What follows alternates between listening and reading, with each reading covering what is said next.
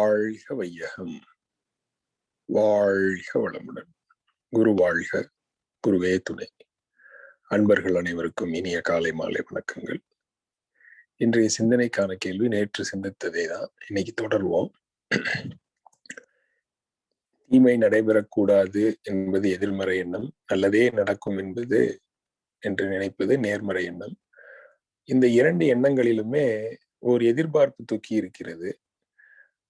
மகரிஷி எதிர்பார்ப்பு ஏமாற்றத்தையே தரும் என்று குறிப்பிடுகிறார். இப்ப இந்த நேர்மறை எண்ணத்தில் என்ன மாற்றம் செய்து இந்த எதிர்பார்ப்பை குறைத்து கொண்டால் நேர்மறை எண்ணத்தின் முழு வீச்சும் இயல்புக்கு நியதிப்படி செயலுக்கு வரும். அன்பர்கள் மிக அருமையாக நேற்று தங்களுடைய கருத்துக்களை பகிர்ந்து கொண்டார்கள். இன்று அதை தொடர் சிந்தனையாக செய்வோம். சிந்தனையின் நிறைவில் ஏற்படும் தெளிவை பழக்கத்தோடு இணைத்து செயலாற்ற முனைவோம். வாய்ப்புள்ள அன்பர்கள் கை உயர்த்தி முன்வரலாம். வாழ்க வளமுடன்.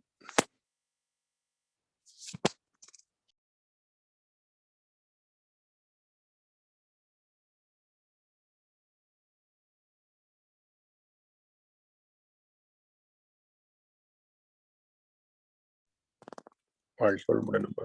வாழ்க வளமுடன் ஐயா.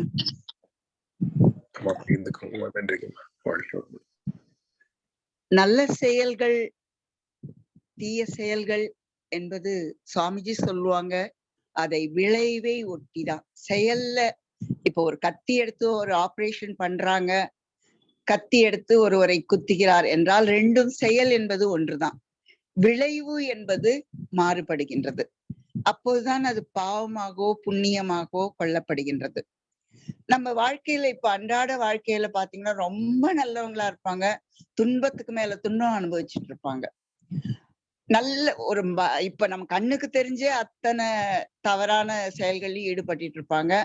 எண்ணம் சொல் செயல்ல நம்மளுக்கு நல்லா தெரியும். அவங்க ரொம்ப நினைச்சதெல்லாம் நிறைவேறி ஒரு காலகட்டத்துல இருப்பாங்க.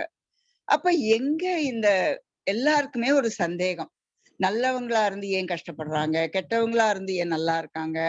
அப்போ தேவை, இடம், காலம், சூழல் இத்தனை அடக்கம். அந்த பலன் என்பது ஒரு செய்த எண்ணத்துக்கோ சொல்லுக்கோ செயலுக்கோ அது அலையக்கமாக நம்ம கருமையத்துல பதிந்து செயலாக நம்ம அனுபவிக்கக்கூடிய விளைவாக வர்றதுக்கு ஒவ்வொன்றுத்துக்கும் ஒரு காலகட்டம் எடுக்கும்.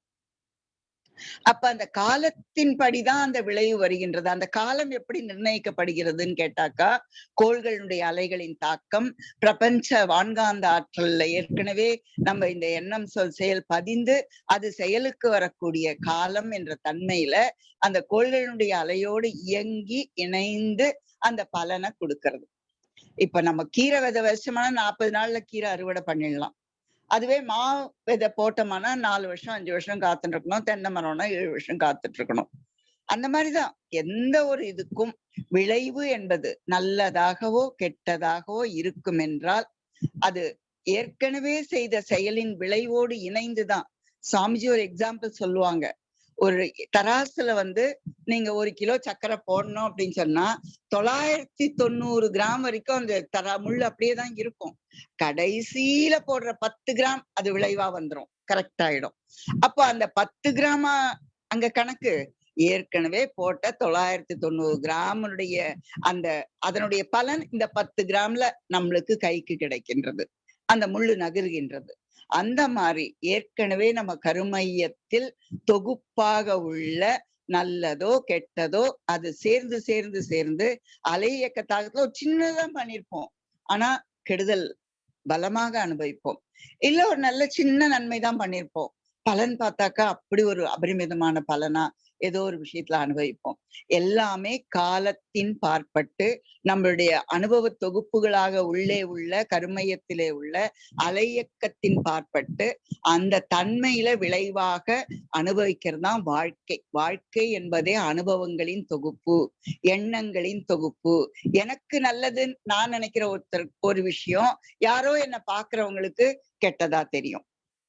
அந்த மாதிரி எல்லாத்துலயுமே நல்லது கெட்டது அணுகுமுறையில கூட வித்தியாசம் இருக்கு. இப்போ எங்க குழந்தைங்க லவ் மேரேஜ் பண்ணிட்டாங்கன்னா, எங்கள பொறுத்த வரைக்கும் நாங்க அத அக்செப்ட் பண்ணிட்டு நல்லா இருக்கட்டும் குழந்தைங்க, அவங்க முடிவு நல்லாதான் இருக்கும்னு ஏத்துப்போம். ஆனால் குடும்பத்திலயோ, சமுதாயத்திலயோ அத பாக்குற கண்ணோட்டத்துல, இவங்க வீட்ல இந்த மாரி எல்லாத்தையும் அலோவ் பண்றாங்க. இப்படி நடந்துருச்சு நம்மளோட குடும்பத்துக்கு. அந்த அவமான கண்ணோட்டத்தோட அந்த விஷயத்த பாக்குறாங்க. அப்ப எப்படி நீங்க நல்லது, தீயத டிசைன் பண்ணுவீங்க? ஆனால் காலத்தினால் அவர்களே ஒத்துக்கொள்ளக்கூடிய அளவுக்கு அந்த குழந்தைங்க வந்த பொண்ணு ரொம்ப நல்லவளா இருக்கா, நல்ல வாழ்க்கை நடத்துறாங்க, நல்லா இருக்காங்க, எல்லாரையும் மதிக்கிறாங்க. நம்ம குடும்பத்திலேயே பண்ணியிருந்தா கூட இப்படி பண்ணியிருக்க முடியாது. இப்ப அவங்களுடைய கருத்து மாறிவிட்டது. காலம் மாற்றி விட்டது. இப்படி ஒவ்வொரு விஷயத்தையும் எடுத்துனீங்கன்னா கூட, ஒரு காஃபி வேணும் அப்படின்னு சொன்னா, விளைவு என்பது ஒரு 1/2 மணி நேரத்துல கிடைக்கும். பால காய்ச்சி இது. பொங்கல் வேணும்னு சொன்னா, விளைவு என்பது அதற்கான செயல் ஈடுபடும்போது 1 மணி நேரத்துல கிடைக்கலாம். அதுவே இட்லி வேணும்னு சொன்னா, முதல் நாளே ஊற வைக்கணும், அரைக்கணும், பொங்க வைக்கணும். அப்போ அது ஒரு நாள் எடுக்கக்கூடிய ஒரு விஷயமாக பலனை அனுபவிக்க கூடிய நிலையில அமைகிறது. அப்படி காலத்தினால்தான் அந்த விளைவு என்பது வருகின்றது. அந்த விளைவு நல்ல செயலுக்குரிய விளைவு நல்ல விளைவுதான். ஆனால் உடனே வருமா, காலம் தாழ்ந்து வருமா, தலைமுறை தலைமுறை கடந்து வருமா நமக்கு கணிக்க முடியாது. அந்த கெட்ட விளைவானாலும் அதேதான். நல்லதுதான் வேண்டும் என்று இன்று விரும்புகிறோம். மகிழ்ச்சி பயிற்சிகளுக்குள்ள வந்துட்டு எனக்கு நல்லதுதான் இனிமே நினைக்கணும், நல்லதுதான் சொல்லணும், நல்லதுதான் பேசணும், நல்லதுதான் நடக்கணும், எனக்கு நல்ல விளைவாக வர வேண்டும் என்று நாம மேல் பதிவுகளை போட போட போட போட அந்த உள்ள இருக்கிற பதிவுகள் என்பது அது வெளிப்பட்டு சமனாக கூடியதும் உண்டு. அதுக்கும் சாமிஜி ஒரு எக்ஸாம்பிள் சொல்லுவாங்க. இப்படி ஒரு குடிகாரனுக்கு ஒரு மாற்றம் வேண்டும் நினைத்தால் அந்த பாலை இன் டைம்ல கொடுத்து அவனை கடைக்கு பக்கமே போகாதபடி, அந்த மாதிரி நண்பர்களோடயே சேராதபடி மெல்ல மெல்ல மெல்ல பார்த்துட்டா கொஞ்ச நாள்ல அந்த பதிவு போகும். ஆனா ஏற்கனவே குடிச்சோட தாக்கம் உடம்புல இருக்கத்தானே செய்யும். அப்படி ஒரு டேப் ரெக்கார்ட்ல ஒரு பாட்டு வேண்டாம்னா மேல ஒரு பாட்டை ரெக்கார்ட் பண்ணா இப்போ ரெக்கார்ட் பண்ண பாட்டு கேட்கும். ஆனா காந்த களத்துல ஏற்கனவே ரெக்கார்ட் பண்ண பாட்டு இருக்கத்தான் செய்யும். அப்படி இன்னைக்கு நாம நல்லது பண்றோம், நல்லது பேசுறோம், நல்லது நடக்கணும் எல்லாமே திட்டமிட்டபடி செயல்பட்டாலும் ஏற்கனவே நம்ம கருமையத்துல எந்த காலத்துல எது வெளிப்படணும்னு இருக்கிற இத தவிர்க்கவே முடியாது. ஆனால் இந்த பயிற்சிகள் அதை ஏற்றுக்கொள்ளக்கூடிய பக்குவத்தையும் அன்னைக்கே சொன்னேன். ரமணருக்கு வந்தது எல்லா மகான்கள்லாம் கடைசியா எத்தனையோ விதமாக உடல் பாதையில அவஸ்தைப்பட்டாங்க. ஆனா அவங்க உடலை அந்த பாதிப்பாவே எடுத்துக்கல. அது வரும் போகும் உடலுக்கு.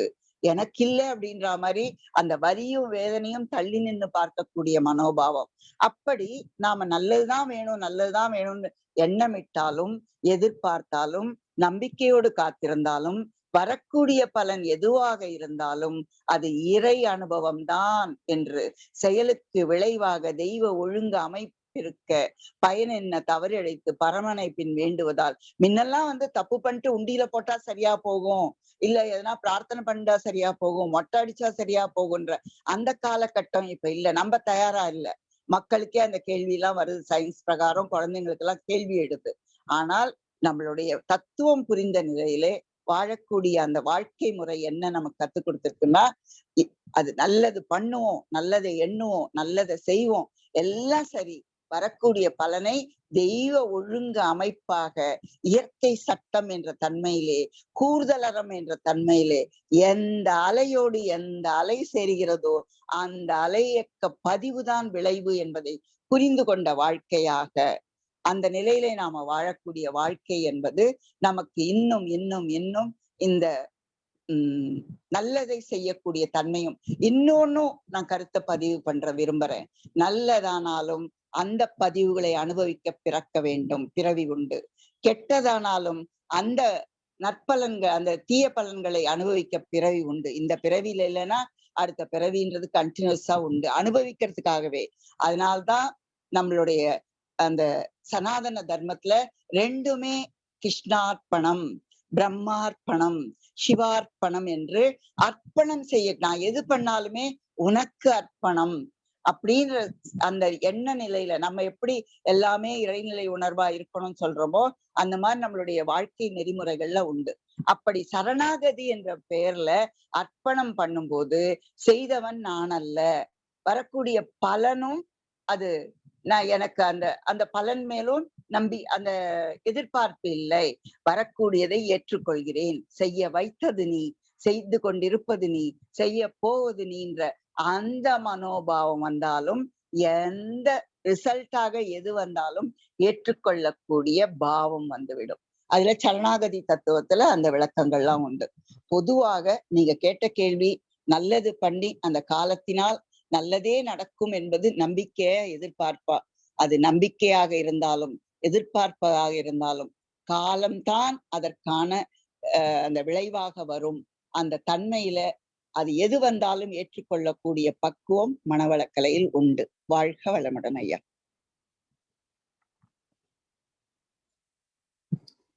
ஐயா மிக்க நன்றிங்கம்மா. மிக சிறப்பான வழிகாட்டுதல்கம்மா, ரொம்ப நன்றி. நிறைய படிப்பினைகள். அப்ப எது நடந்தாலும் ஏற்றுக்கொள்ள வேண்டும், அதுதான் முக்கியம். அத நம்ம மொத்த மனவளக்கலை தத்துவங்களையும் உள்வாங்கி உணர்வா பெற்றதுக்கு அப்புறம் அது நிகழுது. இப்போ அப்போ இதுல இருந்து என்ன புரிதல் ஏற்படுதுன்னா, நல்லதே நடக்கும் அப்படின்னு நினைக்கிறத விட எல்லாம் நன்மைக்கே, நடப்பதெல்லாம் நன்மைக்கே அப்படின்ற எண்ண ஓட்டம் அந்த எதிர்பார்ப்பு குறைக்கிறதா இருக்கும் அப்படின்ட்டு. அவனன்றி ஓரணுவும் அசையாதுன்ற மாதிரி நம்ம எண்ண வைப்பதும் அந்த இறைத்தன்மையினுடைய அழுத்தத்தினால் எண்ணமாக, இறைத்தன்மையின் அழுத்தத்தினால் சொல்லாக, இறைத்தன்மையின் அழுத்தத்தினால் செயலாக நாம ஒரு கருவியா செயல்பட்டு கொண்டிருக்கிறோம் என்பது புரிந்து கொள்வதுதாங்க ஐயா. நன்றிங்கம்மா, நன்றிங்கம்மா. வாழ்க வளமுடன். இதை தொடர்ந்து இன்னும் ஒரு கேள்வி என்ன அப்படின்னா, மனதை விரிப்பது அப்படின்னு சொல்றோம் இல்லைங்களா? அப்ப மனதை விரிக்கிறோம் அப்படின்னா, அந்த மனதை விரிப்பதால் நமக்கு என்ன பயன்? இப்போ நம்ம துரியாதீத தவத்துல மனதை விரிக்கிறோம், உணர்வால் விரிகிறோம். அதே மாதிரி நிறைய செயல்கள்லையும் மனதை விரிக்கிறோம். இந்த மனதை விரிப்பதால் என்ன நிகழ்கிறது அப்படின்றத சிந்திப்போம் என்று. நண்பர்கள் வாய்ப்புள்ளவர்கள் கை உயர்த்தி. அம்மா சொல்லுங்கம்மா. வாழ்க. இல்ல வேற யாருன்னா சொல்லட்டுங்க, இல்லைன்னா நான் சொல்றேன். சரிங்கம்மா, நம்ம கேட்போம் அன்பர்கள் யாராவது பகிர்ந்துக்கிறாங்களான்னு. இன்னைக்கு மனதை விரிப்பதனால் என்ன பயன்? ஏன் மனதை விரிக்க வேண்டும்?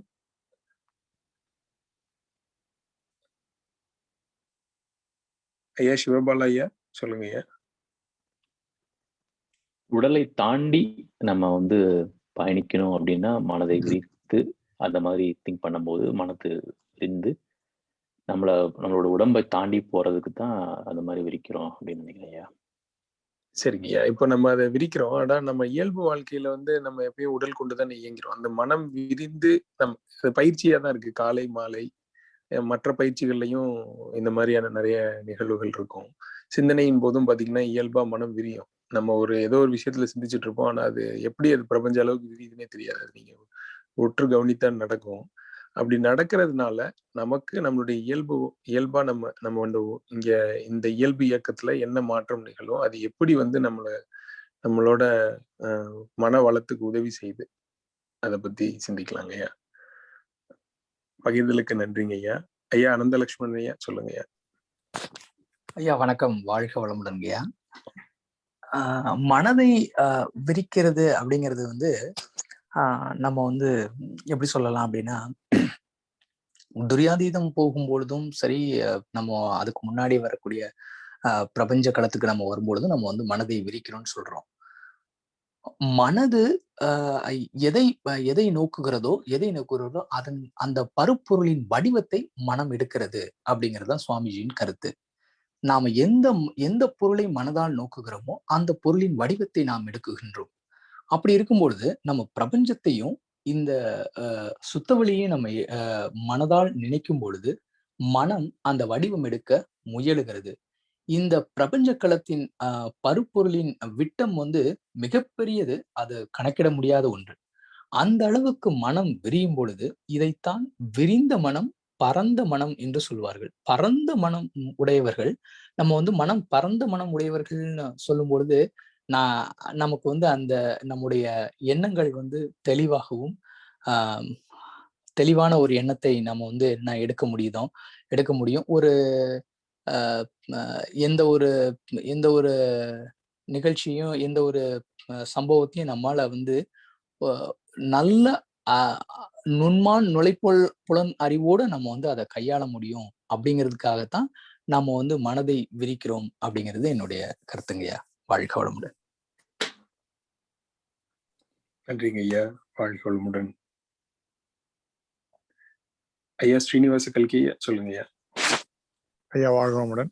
ஐயா சொன்னதே, நம்ம புலன்களால எல்லா செயலும் செய்யும் போது, ஏன்னா இயல்பாகவே நம்ம விலங்கின பதிவுகளிலிருந்து மனித பிறவி வரை 5 அறிவு நிலையில் செய்யும்போது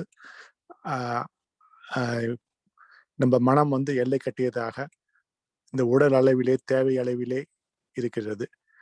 6வது அறிவு நிலையில் பார்க்கும்போது நம்ம உடல் அல்ல, நம்ம அந்த துன்ப உணர்வு, இன்பம் துன்பம் வந்து அந்த உடலுக்கு மட்டும்தான். அப்ப அந்த நிலையில பார்க்கணும்னா நம்ம 6வது அறிவு யூஸ் பண்ணணும். நம்ம உடலை தாண்டி தான் நம்ம அறிவை செலுத்தணும், மனதை செலுத்தணும். அப்ப நம்ம விரிந்து பார்க்கும்போது நம்ம இந்த இன்ப துன்ப வாழ்க்கை வந்து இந்த உடலுக்கு மட்டும்தான் அப்படின்னு புலப்படும். அதுக்குதான் மனதை விரிக்கணும். அதே மாதிரி 5 கோஷங்களை பஞ்ச கோஷம் சொல்ற மாதிரி இப்ப உணவு மட்டும் பண்ணும்போது அன்னமய கோஷம், இப்ப அந்த நாள வந்த பிரதிபலிப்பு, அதை வந்து மனோன்மய கோஷம். இன்னும் அதை தாண்டி போனோம்னா நம்ம விஞ்ஞானமய கோஷம். அப்பதான் நம்ம மாதிரிதான் உணர்வு அடுத்தவங்களுக்கும், நம்ம மாதிரிதான் உணர்வுக்கு அடுத்தவங்களோட உணர்வும் நமக்கு என்ன ஏற்படுதோ அது மாதிரி வரும். அது மாதிரி நம்ம ஒப்பிட்டு கணக்கிட்டு அந்த மாதிரி விரிந்த மனப்பான்மையில தான் நல்ல முடிவுகளை எடுக்க முடியும். அங்க அதான் என்னோட கருத்துங்க ஐயா. வாழ்க. நன்றிங்க ஐயா. வாழ்க வளமுடன் ஐயா. ஐயா வாழ்க வளமுடன். என்னால கை உயர்த்த முடியல, என்னோட கருத்துக்களை பகிர்ந்துக்கலாம்னு பாக்குறேன். சொல்லுங்க. வாழ்க வளமுடன். என்னோட புரிதல் என்னங்கன்னா, தன்முனைப்பு டெஃபினட்டா போயிருங்கய்யா. நம்ம வந்து குறுகிய வட்டத்துல இருக்கும்போது நான் தான் பண்றேன், நம்ம தான் எல்லாத்துக்கும் காரணம் அப்படின்ற மாதிரி ஒரு குறுகிய மனப்பான்மை இருக்கும். நம்ம மனசை விரிக்க பார்த்தீங்கன்னா தன்முனைப்பு அறவே போயிடும். நம்ம ஒண்ணுமே இல்லை, எல்லாமே பிரபஞ்சம் தான் நடத்திட்டு இருக்கு, எல்லாமே இயற்கை டிவைன் எனர்ஜி தான் நம்மள நடத்திட்டு இருக்கு அப்படின்றத 2 விதத்திலையும் விரிக்கும் போதும் சரி, சாந்தியில சுருக்கும் போதும் சரி, 2லயுமே நம்மளோட தன்முனைப்பு குறைஞ்சிருது. நம்பர் 1. அடுத்தது நம்ம நேத்து சொன்னதுதான், ஃப்ராக்ஷன் டிமாண்ட்ஸ் டோட்டாலிட்டி சப்ளைஸ்ன்ற மாதிரி நம்ம வந்து ஒரு பார்ட் ஆஃப் டிவைன் அப்படின்றத 100% ரியலைஸ் பண்ண முடிஞ்சிடும். அப்போ நம்ம பார்ட் ஆஃப் டிவைன்னு தெரிஞ்சிருச்சு அப்படின்னா நம்மளோட மூலம் வந்து இறைநிலை தான் அப்படின்றது உணர தெரிஞ்சிருச்சு அப்படின்னா, அதான் மகரிஷி அடிக்கடி துரியாதீதம் போகும்போது நம்ம அங்கிருந்து தான் வந்திருக்கோம், திரும்பவும் அந்த இடத்துக்கே போய் சேர்ந்துருவோம் அப்படின்றத ஒரு பழக்கம் மாதிரியாவும் எடுத்துக்கலாம். இந்த 2 கருத்துங்க தான் சொல்லலான் இருக்கேன். வாழ்க வளமுடன். ஐயா மிக்க நன்றிங்க ஐயா. வாழ்க வளமுடன். சிறப்பான சிந்தனை. நாளை தொடர்வோம். நம்ம நாளை இதே சிந்தனையை தொடர்போம்.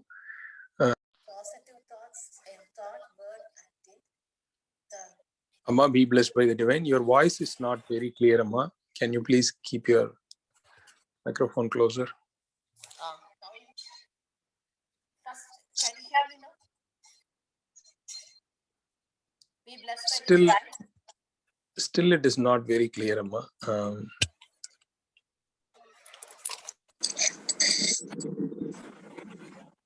Be blessed by the divine. It is better now, Amma. Please go ahead, Amma. Yeah, first we should have a positive attitude in thought, word, and deed. The important thing nowadays, that the students and most of them, they are not able to accept anything that is in disappointment. So they go to the negative thoughts. So first thing in is belief, that is self-confidence. That only makes the man or the individual to give positive thought. Once Sri Ramakrishna was among his disciples, he asked one of them, a vessel there, what is there inside? One of the disciples told that that vessel is occupied by air. Then he told, take this vessel and fill with water. Then he asked the disciple, now what happened? Then here one of the disciples told that air has gone and then it was occupied by the water. So whatever we do, negative thoughts will come because we are not able to accept the disappointment. And then the another thing is expectation. So we keep on pondering over it, we have some negative thoughts. So what we have to do is keep on imposing the positive thoughts about the negative thoughts. This will help us to have a positive thoughts in our life. It should be have awareness in creating them. Positive, that negative thought should not enter into it. So according to my understanding is self-confidence and belief in you. The Swami Vivekananda used to say, you are the creator of destiny.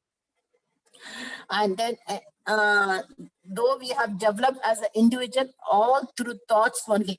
So we have to have a self-confidence. That is my understanding, Aya. Thank you, Aya. Be blessed by the divine. Thank you so much, Amma. Thank you so much for sharing. You explained about the importance of superimposition with the thought process, the positive thought process.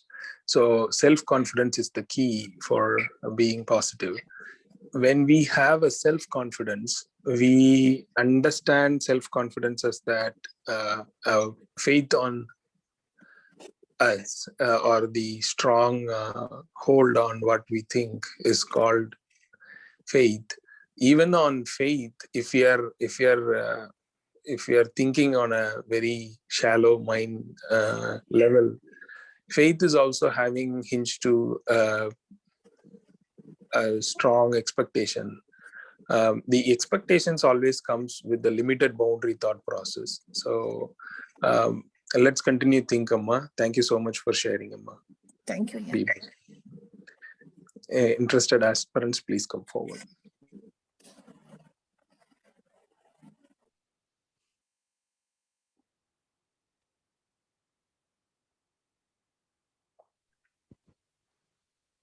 Amma Vidya, Amma, please go ahead, Amma.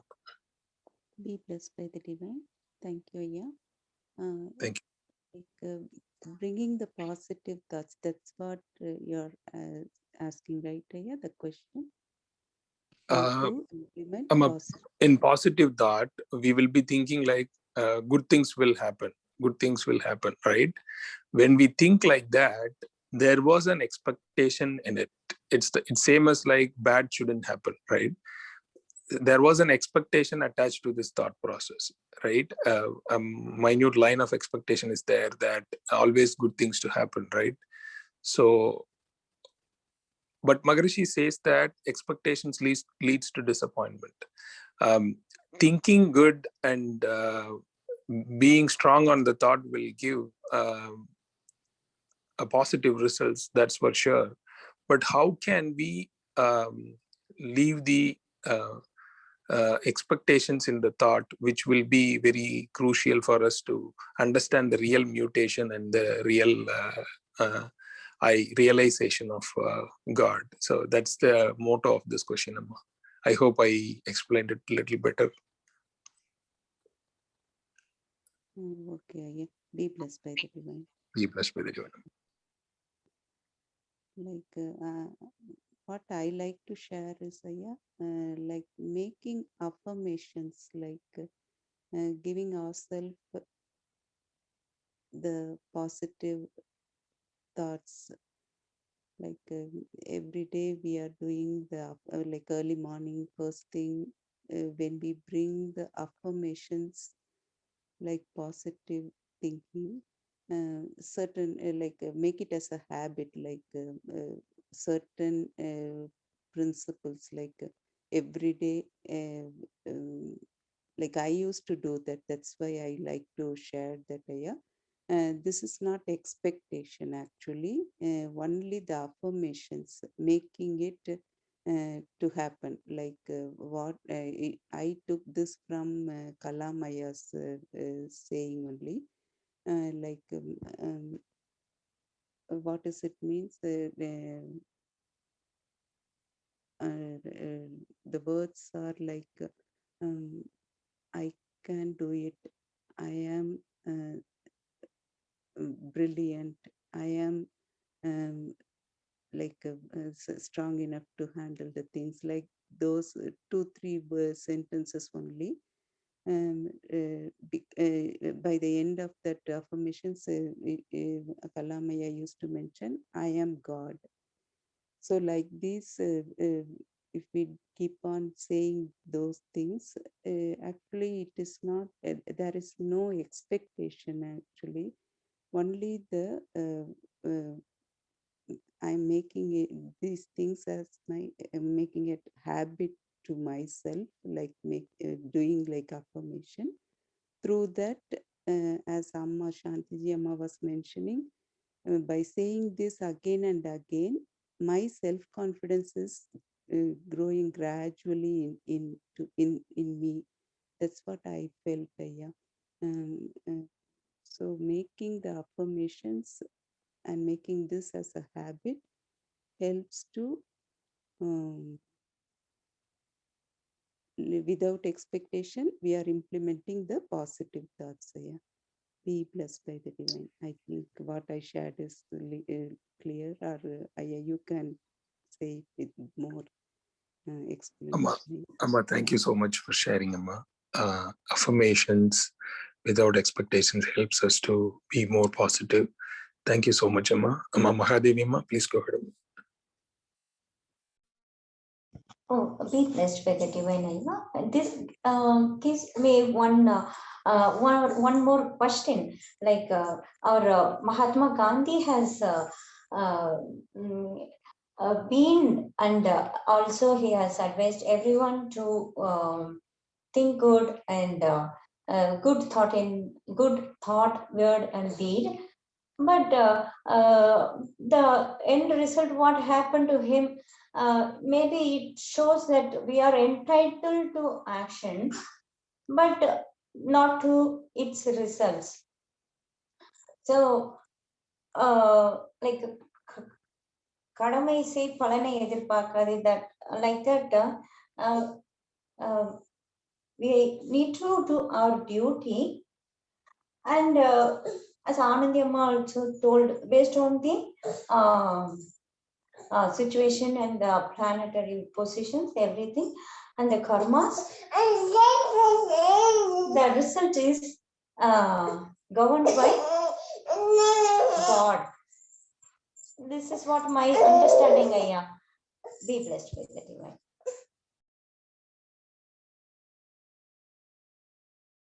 Thank you, Amma.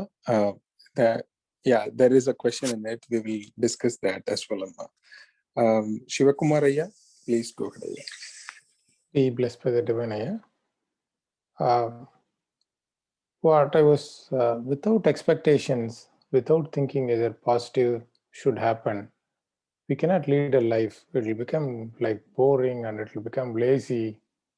We cannot even, it is like whatever happens, it's fine. We cannot do that actually. We need to grow, we need to be successful in life, then we need to have an expectation for sure. But over expectation or beyond what we can do or beyond what is practical leads to disappointment. So to be successful in our career, definitely expectations is needed. At the same time, like thoughts, words, and deed, if we put an action towards that expectation, we will be successful. So I think this will not, we cannot say that we should not do expectation or we are always thinking something positive should happen. The result can be different. Either it could be negative also, but we need to definitely expect something that can be done, and we need to march towards that, and the action of our thoughts should be towards the expectation. Yeah. For your long term. Be blessed by the divine. Thank you, Ayya. Be blessed by the divine. Yes, Ayya. So successfulness or being successful in life is actually a relative term. So it just varies from our level of understanding. So as per Ayya's explanation, there always need to be an expectation so that it will help us to move on. So